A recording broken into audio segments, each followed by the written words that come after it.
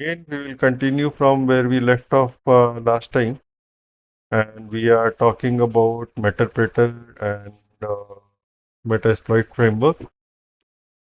In one of the past videos, I talked about multiple plugins being supported by Meterpreter, and that is one of the advantages of Meterpreter, right? So today we will look at one such plugin for Meterpreter, which could be very useful. We will say low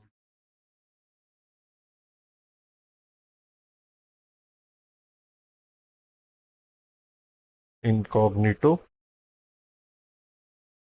And again, always remember that you don't have to type the whole thing. You can always use tab completion. Once we have loaded this, we will just say help.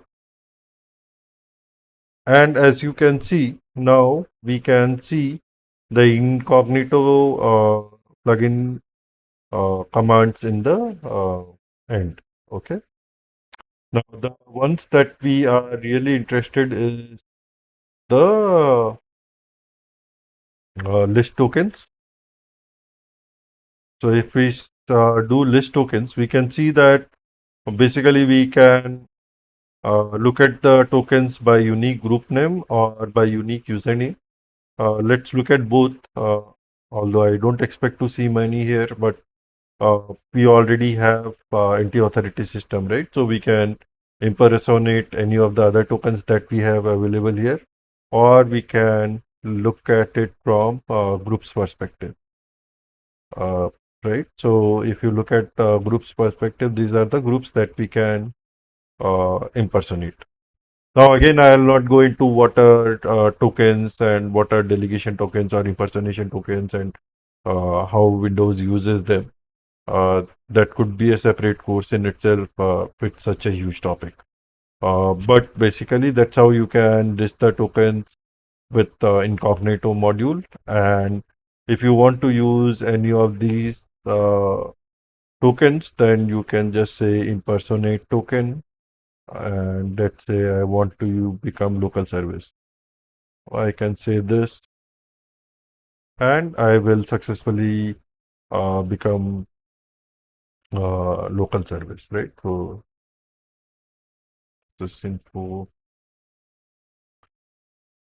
I can't even run sysinfo because now I am a local service and I don't have permissions for uh, running CLI commands.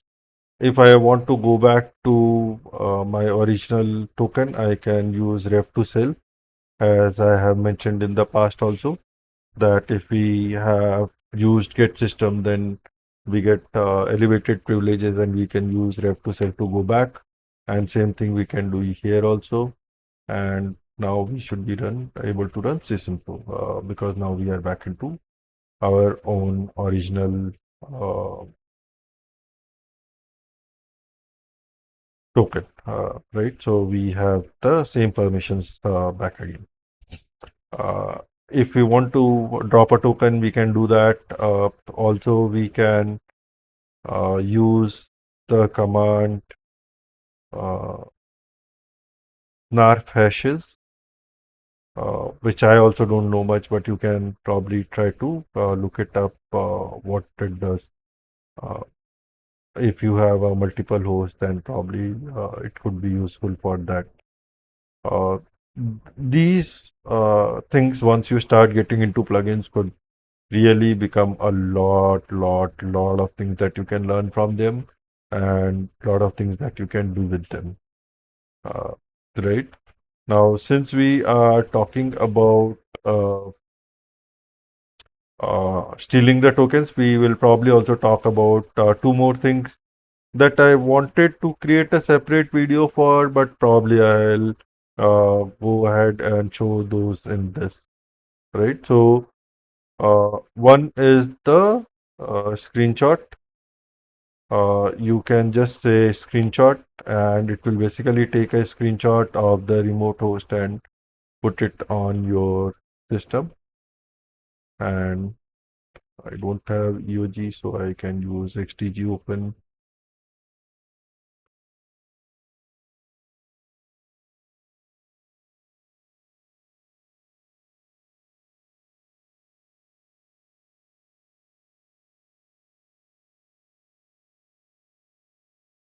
So as you can see, the screenshot command will basically take a screenshot of the remote system.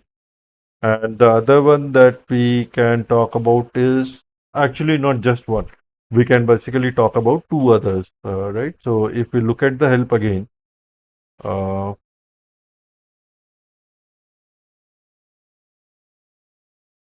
where is it? Where is it? Where is it?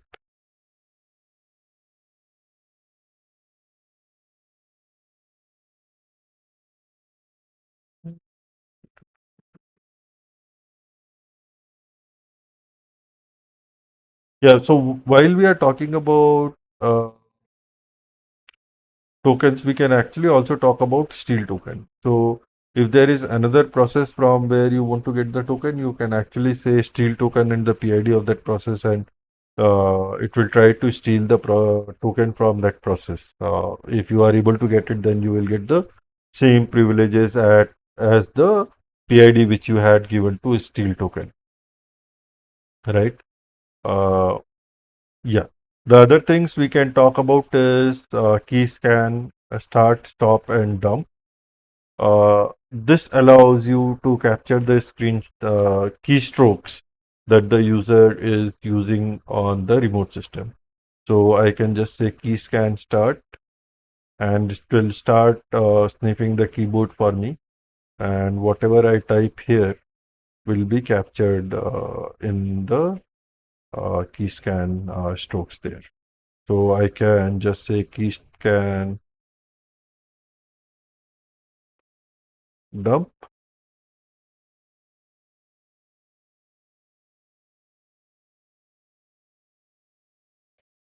and it will show me the dumped.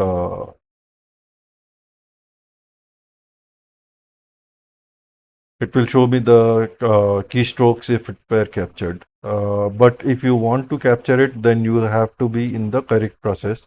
And the best process to do this would be to be in the Explorer process. So we will first migrate to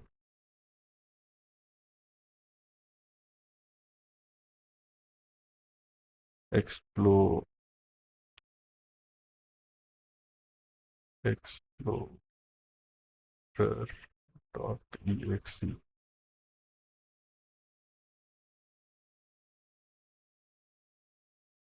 So we have now migrated to 1512, which is the Explorer running in my session. Now, since I am in an interactive session now, I should be able to do a key scan start. The first time it didn't work because we were anti-authority system, and anti-authority system did not have an interactive session, right? So whatever keystrokes I was typing would never be captured. Now I am hoping that this should work. I will type some things here and then go back to this, and then I can say key scan dump, and you can see that whatever we have typed in the notepad is here. So this is basically a keylogger, right? So now you can start and stop the keylogger whenever you want to, and capture whatever the user is typing. Similarly, you can capture webcam. There are commands to list the webcam, then stream the webcam. Since I don't have a webcam and I am running everything on VMs, I cannot show this to you. If there is a mic, you can record the mic. You can watch the remote screen live here. If I do this, it will basically start a live streaming of the remote system, and just give it a moment to start my Firefox. Hopefully it will start Firefox to show me the HTML with the live streaming of what is happening on my Windows system. So if I go to my Windows system and change something, you can see that it's a live streaming the uh, because what you are seeing here would change, right? So you can do that. So there are a lot of things that you can do in Meterpreter once you get the right privileges, right? So you can look at webcam, mic, screen share, screenshot, keyboard events you can get, and so on and so forth. So that's all I wanted to show you today. Thank you.